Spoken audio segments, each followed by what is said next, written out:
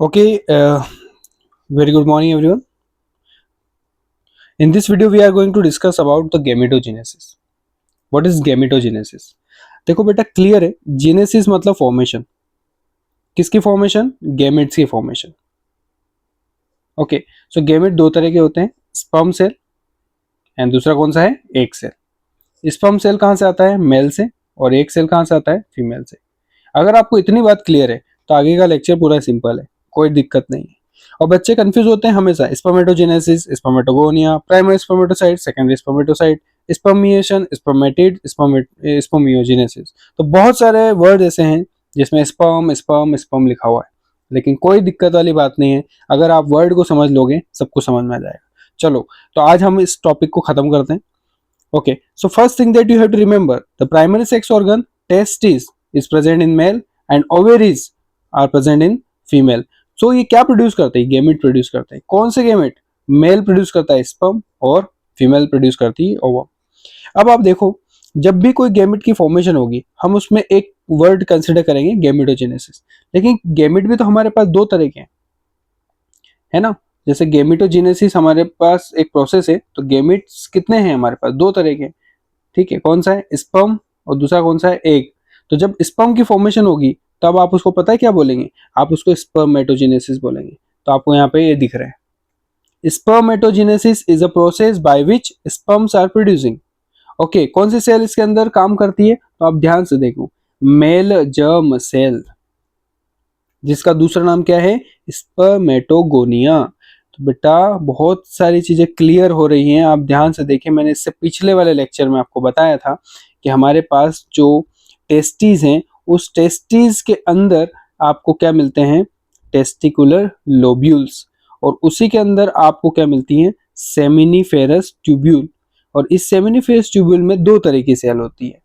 एक सेल का नाम है मेल जर्म सेल और दूसरी सेल का नाम है सर्टोली सेल. और ये मेल जर्म सेल ही कौन सी प्रोसेस करती है? मियोसिस की. और इससे क्या बनते हैं? स्पर्म्स. और मियोसिस की प्रोसेस में स्पर्म जो बनते हैं वो कैसे हो जाते हैं? हेप्लॉइड. यानी कि हमारी जो मेल जर्म सेल है वो कौन सी कैटेगरी की है? डिप्लॉइड कैटेगरी की है. तो आप फोकस करो बेटा, आपकी बुक में कितना साफ अक्षरों में लिखा हुआ है कि जो मेल जर्म सेल है उसी से क्या बनता है? स्पर्म बनता है. उसी प्रोसेस को क्या बोलते हैं? स्पर्मेटोजेनेसिस. और ये कब स्टार्ट होती है मेल्स में? जब उनका कौन सा टाइमिंग चल रहा होता है? पुबर्टी का. पुबर्टी इट मींस कौन सी एज की बात हो रही है, आप बताइए. तो मेल में जो पुबर्टी होती है वो अराउंड 11 से 13 के आसपास बीच में आ जाती है. Okay, so the spermatogonium. Spermatogonia एक प्लूरल वर्ड है. अगर इसके सिंगुलर फॉर्म की बात करेंगे तो एक गोनियम पीछे वाला, कंफ्यूज नहीं होना है, गोनिया और गोनियम एक ही बात है. Present on the inside of the seminiferous tubule. अभी मैंने आपको बताया कौन सा डिवीजन करते हैं? माइटोटिक. देखो माइटोटिक पता है क्या बोल रहे हैं? माइटोसिस का बात कर रहे हैं. सब माइटोसिस क्यों करते हैं? अभी तो कमल सर ने बताया कि मियोसिस करेंगे और हेप्लॉइड सेल बनेंगे. यही तो खजाना है. आप सोचो कि अगर एक गुल्लक है, उस गुल्लक के अंदर चार सेल है, चार सिक्के मान लेते हैं. तो अगर मैं एक सिक्का यूज कर दूंगा तो कितने बचेंगे? तीन बचेंगे. लेकिन हमारे जब भी मेल रिप्रोडक्टिव सिस्टम की बात होती है तो उसके अंदर ये जो सेल्स होती हैं, ये सेल क्या करती है पता है? अगर एक सेल आगे जाके स्पर्म बनने वाली है तो उससे पहले वही एक सेल जो है माइटोसिस का डिवीजन करके दो सेल बन जाती है, एक इधर एक इधर. फिर ये एक सेल को ट्रांसफॉर्म कर देते हैं. तो अगर एक से दो बन गई तो वापस चार बन गई. यानी कि जितनी सेल होती हैं, जितनी स्पर्म सेल्स वहां बनने के लिए वहां पर स्पर्मेटोगोनिया है, स्पर्मेटोगोनिया है, वो अपनी स्पर्मेटोगोनिया को मेंटेन रखते हैं. ठीक है, जितनी स्पर्म भेजना है वो नई सेल बना के भेजेंगे और वो सेल्स वहां पे हमेशा अपनी क्वांटिटी मेंटेन रखेगी. इसीलिए उनको क्या करना होता है? सबसे पहले उनको माइटोसिस करना होता है ताकि क्वांटिटी मेंटेन रहे. और जैसे माइटोसिस करके बहुत सारी सेल्स बना लेते हैं तो कुछ सेल को वो मियोसिस करने के लिए आगे भेज देते हैं. और मियोसिस से आपको पता है रिजल्ट में क्या आता है? हेप्लॉइड सेल आती है. तो इतनी चीज आपको क्लियर होना चाहिए बाबा. ठीक है, इस बात में कोई ऐसी इन्फॉर्मेशन नहीं है जो आपको पता ना हो, क्योंकि ऑलरेडी मैं पिछले वाले टॉपिक में समझा चुका हूँ. तो अपन डोंट हमारा अपना वेस्ट नहीं करते हैं time, don't waste our time. So let's move ahead. Okay, so what I have discussed to you till now कि माइटोसिस की प्रोसेस करके वो अपनी क्वांटिटी को क्या कर लेते हैं? बढ़ा लेते हैं. तो इस ईच स्पर्मेटोगोनिया इज डिप्लॉइड. और कितने क्रोमोसोम होते हैं? 46 क्रोमोसोम होते हैं. अब उनमें से कुछ स्पर्मेटोगोनिया क्या करने के लिए आगे आती हैं, मियोसिस करने के लिए, कि चलो हम मियोसिस करेंगे, हम वो सेल्स बनना चाहते हैं जो आगे जाके स्पर्म बने। ठीक है, तो हम उनका नाम बदल देंगे, उनका नाम रखेंगे प्राइमरी स्पर्मेटोसाइट। तो बेटा अभी मुझे थोड़ा सा यहाँ जगह लेना पड़ेगी, आप ध्यान सुने, इस ब्लैक जगह पर जो भी मैं आपको बता रहा हूँ पूरा फोकस करेगा कि क्या बताना की कोशिश कर रहा हूँ। ध्यान से देखिए, सबसे मैंने पहले बोला कि ये कौन सी सेल है, स्पर्मेटोगोनिया है, और ये स्पर्मेटोगोनिया कौन सा डिवीजन करेगी, माइटोसिस का, और उसकी वजह से ये अपनी क्वांटिटी क्या कर लेगी, बढ़ा लेगी। तो ये कितने क्रोमोसोम की सेल है, 46, तो इसके जो डॉटर सेल्स होंगी वो भी 46 माइटोसिस की वजह से। क्लियर? अब मान लेते हैं इन दोनों सेल में से ये सेल सिलेक्ट होके आई कि यार ये चाहती है कि ये क्या बन जाए, स्पर्म बन जाए। स्पर्म बनने के लिए सिलेक्ट हो गई है, अब स्पर्म बनी नहीं है, तो ये सिलेक्ट होके यहाँ आके खड़ी हो गई। तब मैं इसको नाम स्पर्मेटोगोनिया नहीं रखूंगा, इसका मैं नाम बदल दूंगा, इसका मैं नाम लिखूंगा प्राइमरी स्पर्मेटोसाइट। तो बेटा इस चीज को ध्यान रखिएगा। और यहाँ पे आप देखो कि मैं एक ही टाइप का सेल ले रहा हूँ, ऐसा नहीं होता है कि एक ही सेल आते हैं, मल्टीपल सेल्स आती हैं, और मल्टीपल सेल्स यहाँ पे मतलब यहाँ पे मेंटेन भी रहती है कि बहुत सारी सेल्स यहाँ मेंटेन है 46, और बहुत सारी सेल्स ऐसी है जो आगे जाके स्पर्म बनने की प्रोसेस में चल जाती है, मियोसिस करने लग जाती है। कौन सा डिवीजन होगा, मियोसिस का। ठीक है, तो एग्जाम्पल के तौर पर बस मैंने एक यहाँ पे लिया था। अब देखो यहाँ से चालू होगा मियोसिस। मियोसिस में क्या होता है, डबल डिवीजन होता है। सो दिस इज मियोसिस फर्स्ट। जब मियोसिस फर्स्ट होता है तो 2 सेल, और वापस से सेकंड मियोसिस होता है तो कितनी सेल बनती है, 4 सेल, और चारों की सारों की जो क्वांटिटी होती है वो क्रोमोसोम की वो हाफ हो जाती है। यानी ये कौन सी कंडीशन पे, हैप्लोइड कंडीशन पे, और हम इन्हीं को क्या कंसिडर करेंगे, स्पर्म्स कंसिडर करेंगे। क्लियर? यहां तक आपको पूरा समझ में आया, अच्छे समझ में आया? इसको याद करना है, इसको मेमोराइज कर लेना है, इसको रिमेम्बर करना है आपको अच्छी तरीके से, भूलना नहीं है, हमेशा याद रखना है।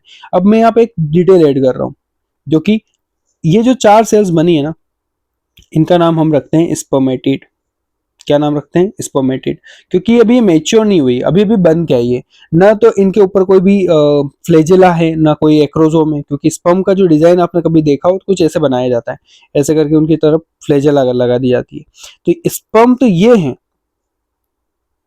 तो इनका नाम क्या रखें, स्पर्मेटिड। ये आगे जाके डिफ्रेंशिएट होती है, मेच्योर होती है क्या होती है, डिफ्रेंशिएट होती है, और डिफरेंशिएट होने के बाद वो स्पर्म बनती है। तो एक छोटी सी प्रोसेस जो थी मुझे आपको याद दिलानी थी, वो मैंने आपको करवा दिया। अब आप ध्यान से देखिए, हर एक स्टेज का कोई नाम है, जैसे मैं इस ब्लू से लिखवाता हूँ।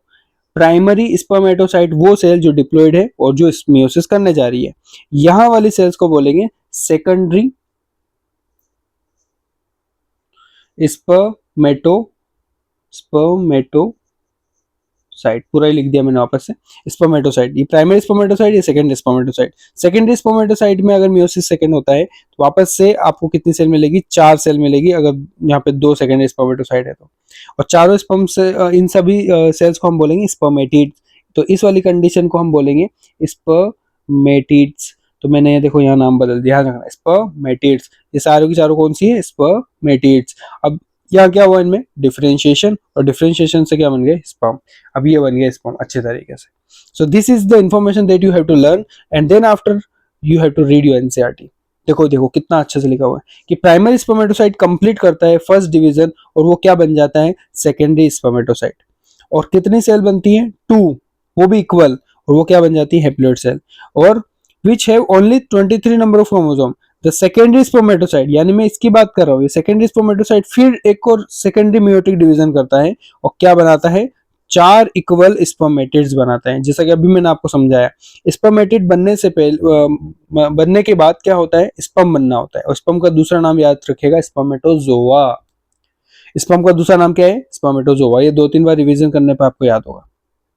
Okay, so what is the main process here, कि स्पर्मेटिड्स स्पर्मेटोजोआ कैसे बना। तो देखो, the spermatid are transformed sorry, spermatid क्या बनते हैं, होते हैं ट्रांसफॉर्म होते हैं। ट्रांसफॉर्म मतलब होता है डिफरेंशिएट होना, मेच्योर होना, और इसी प्रोसेस का नाम हम क्या रखते हैं, स्पर्मियोजेनेसिस। इस पे क्वेश्चन आते हैं, और मैं भी नॉर्मली इस क्वेश्चंस को पूछता हूँ अपने स्कूल में, अपनी कोचिंग्स पे, जहाँ पे भी मैं इसको पढ़ाता हूँ। तो सीबीएसई का फेवरेट क्वेश्चन है, यहाँ से आ जाता है कि स्पर्मेटिड को स्पर्मेटोजोआ बनने के लिए कौन सी प्रोसेस लगी, तो उसका नाम रखेगा स्पर्मियोजेनेसिस। और आप देखो यहाँ कंफ्यूज होंगे कि यहाँ स्पर्मिएशन आ गया सर, तो स्पर्मियोजेनेसिस क्लियर है ना, आपको ज्यादा दिमाग पे लोड नहीं लेना है। अब सोचो कि स्पर्म तो बन चुका है, ये रहा स्पर्म बन गया। ये स्पर्म पता है क्या होता है, स्पर्मियोजेनेसिस के बाद आफ्टर स्पर्म जाके heads become embedded in the Sertoli cell. ये जो स्पर्म का हेड है ये किसके अंदर चला जाता है, सर्टोली सेल के अंदर। ठीक है, आप देखो ध्यान से, ये देखो यहाँ ध्यान से, क्या आपको यहाँ पर सर्टोली सेल दिख रही है? सर्टोली सेल कुछ इस टाइप की है, ये देखो सर्टोली सेल। और सर्टोली सेल में स्पर्मेटिड जब स्पर्म बनने की कोशिश कर रहा है और स्पर्मेटोजोआ बना, तो वो कहाँ से निकल रहा है, देखो वो कहाँ एम्बेडेड हो गया, इस इस सर्टोली सेल के अंदर एम्बेडेड हो गया। एम्बेडेड मतलब उसके साथ अटैच हो गया। क्यों हुआ अटैचमेंट, वो सब रीजन यहाँ दे रखा है। embedded in the cytosol and are finally released from the seminiferous tubule by the process called spermiation। तो जैसे ही वो सर्टोली सेल में जाके अटैच होते हैं बेटा, वहां पर बहुत सारी एक्टिविटी होती है, स्पर्म को भी मेच्योर और भी जो भी चीज उसके अंदर बाकी है वो सब कुछ किया जाता है। उसके अंदर जो एक्रोजोम की क्वांटिटी है वो उसको भी बढ़ाया जाता है, एक्रोजोम को व्यवस्थित बनाया जाता है। ये वहां पर नरिशमेंट के लिए सर्टोली सेल के साथ अटैच होते हैं ताकि खाना वाना वगैरह सब फिल कर लिया जाए, जो भी उनको एनर्जी देता है, माइटोकॉन्ड्रिया को एनर्जी देता है। ठीक है, अब तो सुनो ध्यान से, जब भी सर्टोली सेल अपने सेमिनिफेरस से ट्यूब्यूल से रिलीज होंगी, उस प्रोसेस का नाम स्पर्मिएशन है। रिलीज होने का नाम स्पर्मिएशन है और ट्रांसफॉर्म होने का नाम माइक्रो स्पर्मियोजेनेसिस है। और स्पर्म बनने की प्रोसेस का नाम क्या है, वो है स्पर्मेटोजेनेसिस। इन सभी को एक जगह लिख लो, इनको नाम लिख लो, डेफिनेशन लिख लो, समझ लो। अब देख लो यह diagram, these are the normal cells जिनका नाम है मेल जर्म सेल। देखो लिखा हुआ स्पर्मेटोगोनियम मतलब मेल जर्म सेल। अब ये सेल क्या चाहेगी कि हम क्या करेंगे बेटा, हम करेंगे मियोसिस। तो मियोसिस करने के लिए जो भी सेल आएगी हम उसका नाम बदलते हैं प्राइमरी स्पर्मेटोसाइट। यानी ये अभी कौन से कंडीशन में, 46 नंबर ऑफ क्रोमोसोम वाले। जैसे डिवाइड करते हैं तो देखो सेकेंडरी स्पर्मेटोसाइट, हम इनका नाम क्या रख देंगे, बताओ क्या रखेंगे। सेकेंडरी स्पर्मेटोसाइट हमेशा क्या रहता है, कितने नंबर क्रोमोसोम वाली सेल होती है, 23 वाली।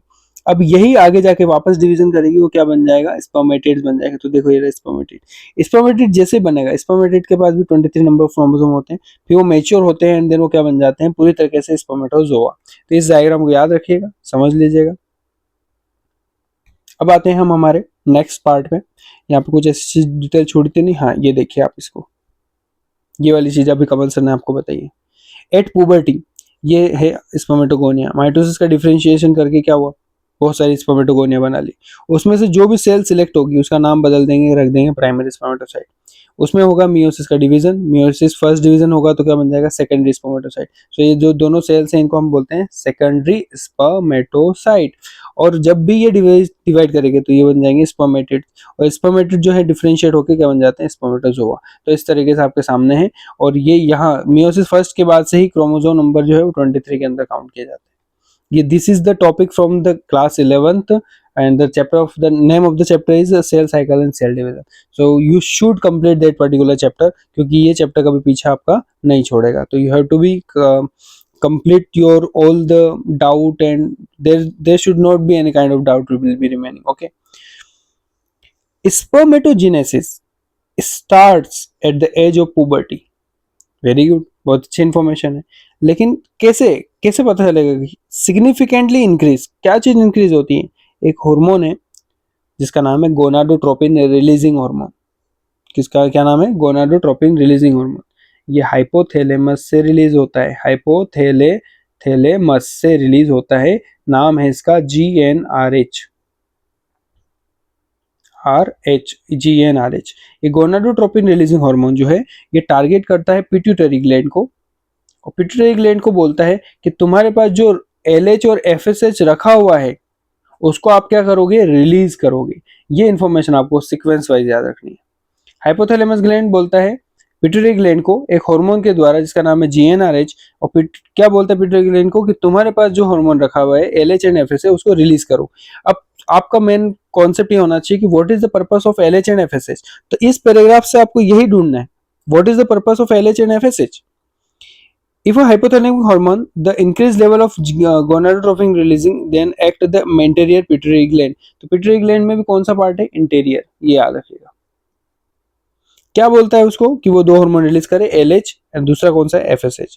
फुल फॉर्म यहाँ लिखा हुआ है, luteinising hormone and follicular stimulating hormone, follicle stimulating hormone. LH का काम, ये लेडिक सेल को बोलता है कि तुम क्या करोगे भैया, स्टिमुलेट हो जाओ और तुम एक हार्मोन रिलीज करो जिसका नाम है एंड्रोजन। मैंने आपको पहले भी समझाया था, अभी भी समझा रहा हूं कि इस टाइप से ये टेस्टिकुलर लोब्यूल है, ये वाली सेमिनिफेस ट्यूब्यूल है, यहाँ पर लेडिक सेल होती है, यहाँ सर्टोली सेल और यहाँ मेल जर्म सेल होती है। इस लेडिक सेल को टारगेट करता है कौन सा हार्मोन, LH, ल्यूटिनाइजिंग हार्मोन, जो कहाँ से आया है, पिट्यूटरी ग्लैंड से आया है। और उसको किसने बोला है, हाइपोथैलेमस ग्लैंड ने बोला है। कौन से हार्मोन से, GnRH नाम के हार्मोन से। ठीक है, इसको याद रखिएगा। ठीक है, और अब ये लेडिक सेल क्या करेगी, ये लेडिक सेल क्या प्रोड्यूस करती है, टेस्टेस्टेरोन, टेस्टेस्टेरोन। और यही टेस्टेस्टेरोन का दूसरा नाम हम एंड्रोजन बोल सकते हैं कि एक टाइप का एंड्रोजेनिक हार्मोन है, एंड्रोजन। ओके, और ये टेस्टोस्टेरोन जब भी रिलीज होगा वो किसके पास जाएगा, इस वाली सेल जिसका नाम है मेल जर्म सेल, कि वो क्या प्रोसेस करे, मियोसिस, जो भी आप पढ़ के आए हो कि इसमें क्या बनता है, स्पर्मेटिड के बाद स्पर्म्स बनते हैं, कि पूरी प्रोसेस। सर्टोली सेल का मेन काम है यहाँ पे न्यूट्रिशन देना, नरिशमेंट करना, जो भी उसको चाहिए।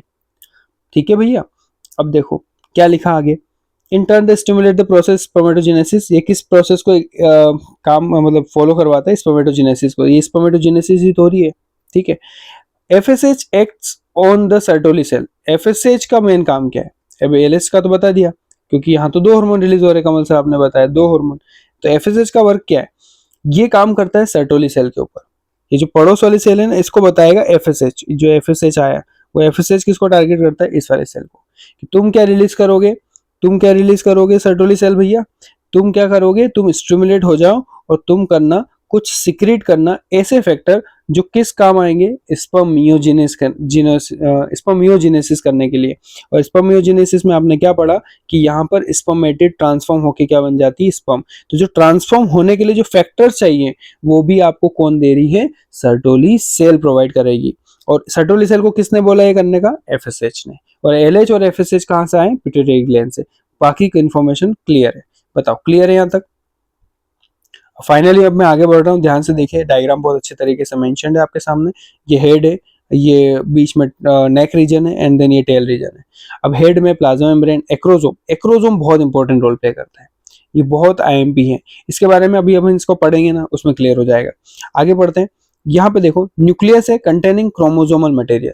इस न्यूक्लियस की वजह से इतनी मेहनत कर रहे हैं कि स्पर्म, इसका जो न्यूक्लियस है, ये न्यूक्लियस कहाँ जाएगा, उस एग के पास और फ्यूजन होगा, तो यही न्यूक्लियस उस एग को देना है, इसलिए इतनी मेहनत हो रही है। नेक रीजन में आप देखो, इस मिडिल पीस में क्या दिख रहा है, माइटोकॉन्ड्रिया। इस मिडिल पीस में क्या दिख रहा है, माइटोकॉन्ड्रिया। काय के लिए है माइटोकॉन्ड्रिया, ये एनर्जी प्रोड्यूस करते हैं ताकि स्पर्म जो है वो स्विम कर सके, भाग सके, दौड़ सके। और इसको, ये जो एनर्जी किसको देता है, ये टेल को, यानी इस फ्लेजेला को देता है। और इस फ्लेजेला की वजह से ही स्पर्म मूव कर सकता है। तो ये अच्छी तरीके से क्या कर सकता है, मूव कर सकता है। ये रहा स्पर्म, ये एक्रोजोम, और ये क्या करेगा, मूव करेगा। आपको बता दूं, अराउंड 200 मिलियन स्पर्म्स जो होते हैं वो एक टाइम में क्या होते हैं, इजेक्यूलेट होते हैं।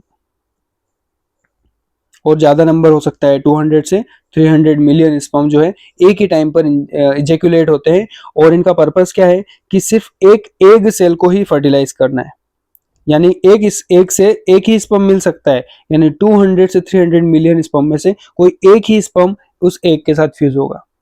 ठीक है, इनका सर्वाइवल रेट बहुत कम होता है, इसलिए इतना ज्यादा क्वांटिटी में इसको भेजा जाता है। और बहुत मुश्किल हालातों में जाके वो एक से मिल पाते हैं एंड देन फर्टिलाइजेशन हो पाता है। Okay, let's study our NCERT line wise. Let us examination the structure of a sperm. Microscopic structure composed of head, neck, middle piece and tail. Plasma membrane involved in the whole body sperm. The sperm head contain an elongated haploid nucleus and anterior portion of which is covered by cape like structure acrosome. तो देखो बेटा, ये इस acrosome की बात हो रही है। ये वाला जो इंटरनल स्ट्रक्चर है जहाँ पे प्लाज्मा मेम्ब्रेन है, उसके अंदर यहाँ क्या है बेटा, यहाँ बहुत राज की बात है। देखो, the acrosome is filled with the enzyme, एक एंजाइम्स फील्ड है जो क्या काम करता है, फर्टिलाइजेशन में हेल्प करता है। किसको फर्टिलाइज करता है, ओवम को। ये क्लियर है बेटा, यहाँ ध्यान रखना, this is filled with the enzyme, और ये एंजाइम काम करेंगे ओवम को फर्टिलाइज करने में। The middle piece of the possesses numerous mitochondria जो हेल्प करते हैं स्पर्म की मोटिलिटी और फैसिलिटेट करते हैं, मोटिलिटी मतलब मूवमेंट, ठीक है। एंड क्या लिखा देखो ये नंबर मैंने आपको पहले बताया, अराउंड 200 टू 300 मिलियन स्पर्म एक ही बार में रिलीज हो जाते हैं। कोइटस मतलब होता है जो सेक्सुअल एक्टिविटी होती है उसी को बोलते हैं। नॉर्मल फर्टिलिटी में देखा गया है। यहाँ से क्वेश्चन आया भैया, most IMP question, most IMP question यहाँ से बनेगा। इसमें ये बताया गया है एटलीस्ट स्पर्म जो रिलीज हो रहे हैं 100% स्पर्म मान लेते हैं ये इतना स्पर्म इसमें से रिलीज हुआ है, तो इस स्पर्म का 60% पार्ट, एटलीस्ट 60% पार्ट कैसा होना चाहिए, नॉर्मल शेप और साइज का होना चाहिए। स्पर्म की ये कम से कम इतनी क्वांटिटी होनी चाहिए तभी जाके स्पर्म उसको फर्टिलाइज कर सकता है, एक स्पर्म वो भी एटलीस्ट 40%। तो जो 60% बचा है इसका जो 40% है वो एटलीस्ट कैसा होना चाहिए, वाइग्रस मोटिलिटी, यानी एक अच्छी खासी मूवमेंट शो कर रहा होता है, तभी जाके ये स्पर्म जो है ये बिल्कुल सही तरीके से सही जगह पर जाके फर्टिलाइजेशन कर सकते हैं, ठीक है। चलो ये वाली मैंने बात आपको बता दी और इसको हटा भी दिया ताकि आप अच्छे से इसको पढ़ सको। Okay, now come to the next which is very important part. Sperm release from the seminiferous tubule are transported by accessory duct जो अपन ने पहले पढ़ लिया है। Secretion of epididymis, vas deferens seminal vesicle, prostate essential for maturation and motility. तो मैंने अभी आपको पहले भी बताया था जब हम पढ़ रहे थे मेल रिप्रोडक्टिव सिस्टम तो वहां पे कुछ ग्लैंड्स थे, उन तीनों ग्लैंड्स से हमें जो भी रिलीज हो रहा था वो किस किस चीज में काम आता है, उसमें मैंने आपको फ्रक्टोज शुगर, एंजाइम, जो बहुत सारी ऐसी चीजें बताई थी, प्रोटीन वगैरह, वो उनकी मैच्योरेशन और उनकी मोटिलिटी मतलब उनकी मूवमेंट को हेल्प करता है, मूवमेंट अच्छी कर सके। और इन सभी को मिक्स कर दें, स्पर्म को इन सभी सेमिनल प्लाज्मा के साथ मिक्स कर दें तो ये बन जाएगा सीमन। सीमन बोला जाता है जब भी कोई भी स्पर्म बाहर इजेकुलेट होता है यूरेथ्रा पेनिस से बाहर, तो जो भी मैटर रिलीज होता है उसको अपन बोलते हैं semen. The function of the male sex accessory duct glands are maintained by the testicular hormones which is known as androgen, यानी टेस्टोस्टेरोन बहुत रोल प्ले करता है। ये स्पेलिंग गलत लिख दी, यहाँ लिख देता हूँ, टेस्टेस्टेरोन, ये वाला हार्मोन बहुत इंपॉर्टेंट है। मेल सेक्स हार्मोन है ये एक टाइप का जो उनके सेकेंडरी सेक्सुअल कैरेक्टर को भी हैंडल करता है और जो टेस्टिस का डेवलपमेंट भी उस पे ऊपर डिपेंड करता है।